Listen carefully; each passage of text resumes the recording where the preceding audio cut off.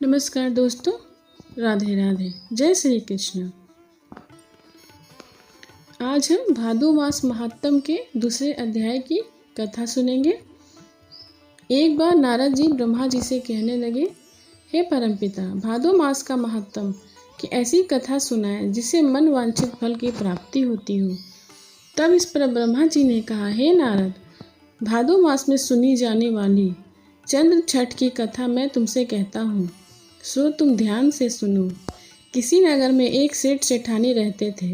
जब सेठानी को मासिक धर्म होता था तब वह बर्तनों को छू लेती थी। कुछ समय बाद सेठ व सेठानी की मृत्यु हो गई। मरने के बाद सेठ को बैल की योनि मिली और तो सेठानी को कुत्ते की योनि मिली। दोनों ही अपने पुत्र के घर में रखवाली करते थे। एक दिन उसके पिता का श्राद्ध था तो पुत्र वधू ने खीर बनाई और बनाकर किसी काम से बाहर चली गई। पीछे से एक चील आई और खीर में एक सांप गिराकर चली गई। बहू को इस बात का पता नहीं चला, लेकिन कुतिया ने यह सब देख लिया। कुतिया ने सोचा, अगर इस खीर को ब्राह्मण खाएगा तो वह मर जाएगा। यह सोचकर कुतिया ने खीर को पतीले में मुंह डालकर खीर सारा जमीन पर गिरा दिया। यह देखकर क्रोध में आकर उसकी बहू ने कुतिया को जलती लकड़ी से इतना मारा कि उसकी रीढ़ की हड्डी टूट गई।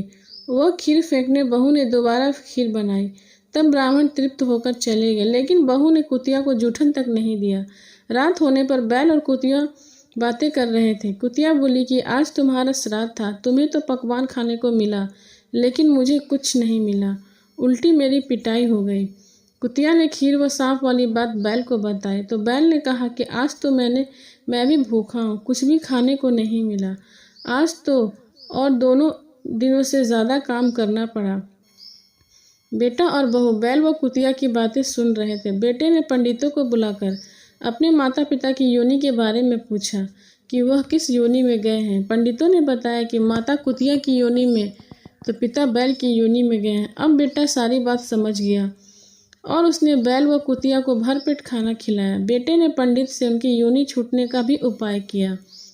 पंडितों ने सलाह दी कि भादो माह के कृष्ण पक्ष की छठी को जब कुंवारी लड़कियां चंद्रमा को अर्घ्य देने लगे तब इन दोनों को उस अर्घ्य के नीचे खड़ा कर देना। इससे इन दोनों को इस योनि से मुक्ति मिल जाएगी। तुम्हारी माँ ऋतुकला में बर्तनों को हाथ लगाती थी, इसलिए उन्हें यह योनि मिली है। आने वाली चंद्र छठी पर पुत्र ने ऐसा ही किया, जिसके से उसके माता पिता को बैल व कुतिया की योनि से छुटकारा मिल गया और उनको स्वर्ग की प्राप्ति हुई। अब सुनिए भादो मास महात्म की दूसरी कथा। एक बार सत्यवादी राजा हरिश्चंद्र ने स्वप्न में देखा कि उन्होंने अपना सारा राज्य ऋषि विश्वामित्र को दान में दे दिया है। अगले दिन जब विश्वामित्र दरबार में गए तो राजा ने सचमुच अपना सारा राज्य उन्हें सौंप दिया। ऋषि ने उनसे दक्षिणा में 500 स्वर्ण मुद्राएं मांगी। तब दक्षिणा चुकाने के लिए राजा को अपनी पत्नी, पुत्र तथा खुद को बेचना पड़ा। राजा हरिश्चंद्र को एक डोम ने खरीद लिया। डोम ने राजा को शमशान में नियुक्त कर दिया और कहा कि जो भी कोई दाह संस्कार के लिए आए उसके संबंधियों से ये कर लेना। राजा हरिश्चंद्र को यह कार्य करते हुए अधिक वर्ष हो गए। तब एक दिन उनका सामना गौतम ऋषि से हो गया। राजा ने अपनी सारी आपबीती सुनाई। इस पर मुनि ने राजा को एक उपाय बताया। गौतम ऋषि कहने लगे, भादो मास में पड़ने वाली अजा एकादशी का व्रत करना आरंभ करो, तब तुम्हारे सारे कष्ट दूर हो जाएंगे। राजा ने अजा एकादशी व्रत करना प्रारंभ कर दिया।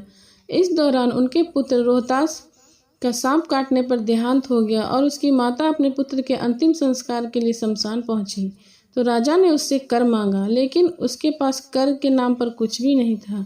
राजा हरिश्चंद्र के बार बार कर मांगने से रानी ने अपनी चुंदरी का आधा हिस्सा फाड़कर उन्हें कर के रूप में दे दिया। उसी समय आकाश में बिजली चमकी और प्रभु प्रकट हुए और बोले, महाराज, आपने सत्य को जीवन में धारण करके उच्चतम आदर्श प्रस्तुत किया है। अंत आपकी कर्तव्य निष्ठा धन्य है। आप इस इतिहास में सत्यवादी राजा हरिश्चंद्र के नाम से अमर रहेंगे। भगवान की कृपा से रोहित भी जीवित हो गया। तीनों प्राणी चिरकाल तक सुख भोगकर अंत में स्वर्ग को गए।